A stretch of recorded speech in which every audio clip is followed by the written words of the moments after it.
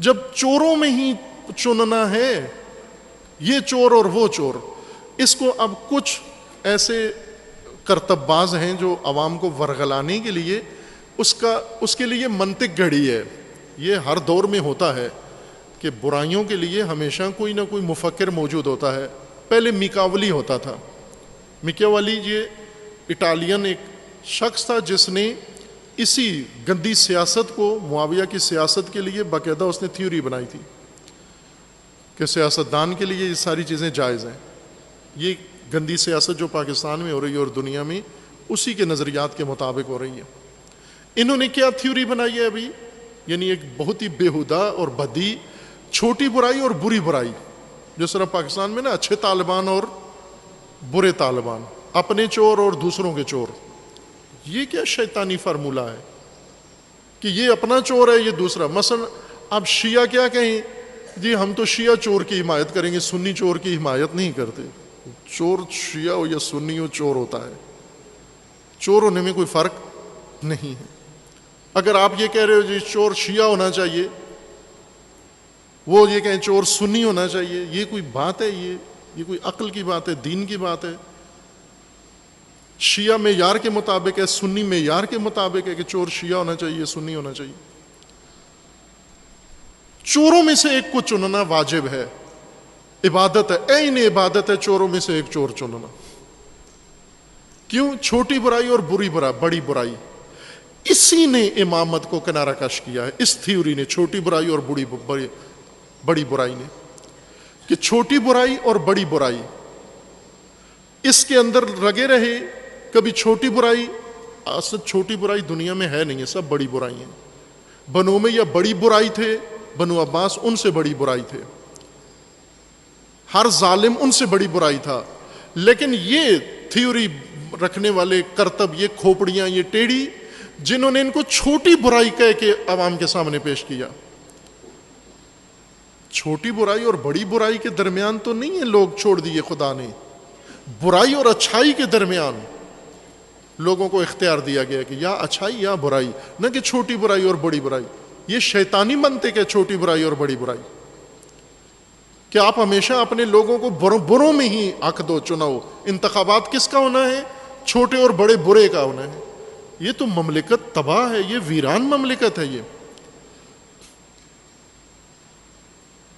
حرام کھانا ہے آپ نے, چھوٹا حرام اور بڑا حرام. مثلا آپ جو بازار میں خنزیر کھاؤ, کہو نہیں توبہ توبہ یہ بہت بڑا حرام ہے, یہ رہنے دو, چوہا لے آؤ ہمارے لیے, چونکہ چھوٹا حرام ہے. آپ وہ خنزیر چھوڑ کے چوہا کھانا, یہ کوئی عقل مندی ہے؟ یہ دین ہے؟ خنزیر بھی حرام ہے, چوہا بھی حرام ہے. آپ اپنی قوم کو کہہ رہے ہو خنزیر نہ کھاؤ چوہا کھاؤ, آپ وہ دونوں حرام ہیں. آپ یہ کیوں نہیں کہتے کہ خنزیر بھی نہ کھاؤ چوہا بھی نہ کھاؤ؟ اللہ تعالیٰ نے قرآن میں جو فرمایا طیبات ہیں, حلال ہیں, یہ کھاؤ آپ.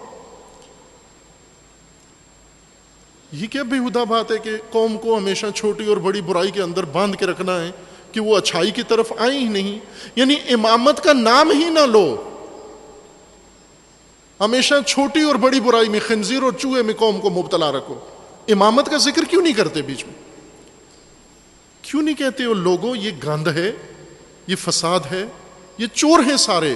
70 سال میں جو آپ نے چنے ہیں سارے چور نکلے. عدالتیں کہتی ہیں چور ہیں, پاکستان کی ہسٹری کہتی ہے یہ سارے چور ہیں. سب پہ کیس بنے ہوئے ہیں, سب کی کمیٹیاں بنی ہوئی ہیں, سب کے کمیشن بنے ہوئے ہیں, سب کی رپورٹس بنی ہوئی ہیں. کس نے کیا کیا ہے؟ لوگوں نے چنا ہے. لوگوں کو اور موقع دو, پھر یہی چنیں گے. آخر لوگ کہاں سے لائیں؟ اچھے جب کودتے ہی اس میلے کے اندر فاسد لوگ ہیں. مثلا مجرا ہوتا ہے تو آپ کہیں جی کہ میں تو اس عورت کا مجرا ڈانس دیکھوں گا جو بہت باتقوا ہو, بڑی پرہیزگار ہو, بڑی پاک دامن ہو, بڑی عفیفہ ہو. آخر بندہ خدا, خنگ خدا, عفیفہ تو ناچتی نہیں ہے, پاک دامن تو مجرا نہیں کرتی, طوائفیں ہوتی ہیں مجرا کرنے والی.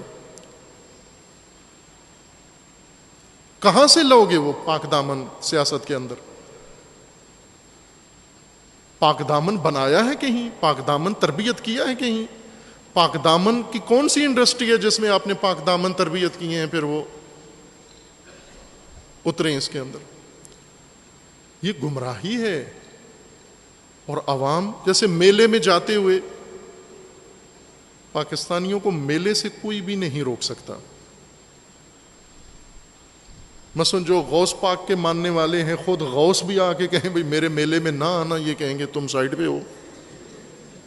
میلہ سال میں ایک دفعہ آتا ہے، اس میں نہ جائیں تو کدھر جائیں پھر. کلندر خود اٹھ کے کہیں میرے میلے میں نہ ہو، یہ کام نہ کرو، یہ کلندر کو کہیں گے جو تم کلندر ہی نہیں ہو. جو میلے سے روکے وہ کلندر نہیں ہے. جس کا میلہ ہے وہ خود بھی انہیں روکے، یہ پھر بھی نہیں روکیں گے، کیونکہ میلہ ان کی ثقافت و تہذیب کا حصہ ہے. میلہ ایک تفریح ہے، میلہ ایک عیش ہے، میلہ ایک لذت ہے، میلہ ایک سرگرمی ہے. لہو ہے اور لعب، قرآن جس کو کہتا ہے لہو ہے اور لعب، بے مقصد کام ہے. آپ لوگوں کو چھوٹی بڑی برائی کا فلسفہ جھاڑ کر اور اس میں اٹھا کے، اب ظاہر ہے کہ سادہ ذہن، بے شعور ذہن وہ توجیہ کر لیتے ہیں، چلو جی خنزیر نہیں ہے، چوہا ہے، کھانے دو اس کو، چوہا ہی ہے نا، یہ زیادہ مسئلہ تو نہیں ہے. کتا اور خنزیر زیادہ بڑی برائی ہے، چوہا چھوٹی برائی ہے، بلی چھوٹی برائی ہے. امامت کا نام کیوں نہیں لیتے ساتھ میں؟ صدیوں سے امامت کو کیوں چھپایا ہوا ہے؟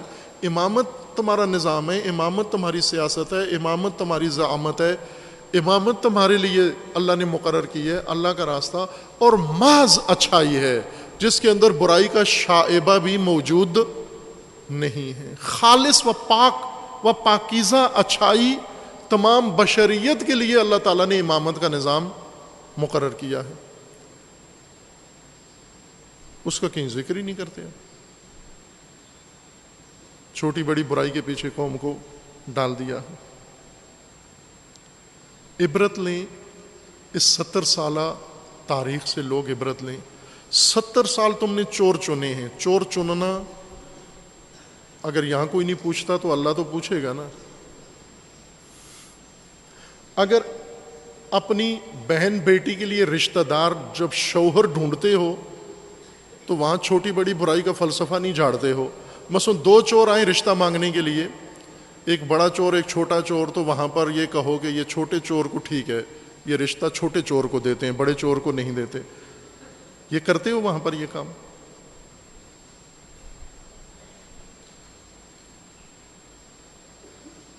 وہاں نہیں کرتے یہ کام. تو ملک میں مملکت کی تقدیر چوروں کے حوالے کیوں کرتے ہو آپ، چھوٹے بڑے چور کی توجیہ کے ذریعے سے؟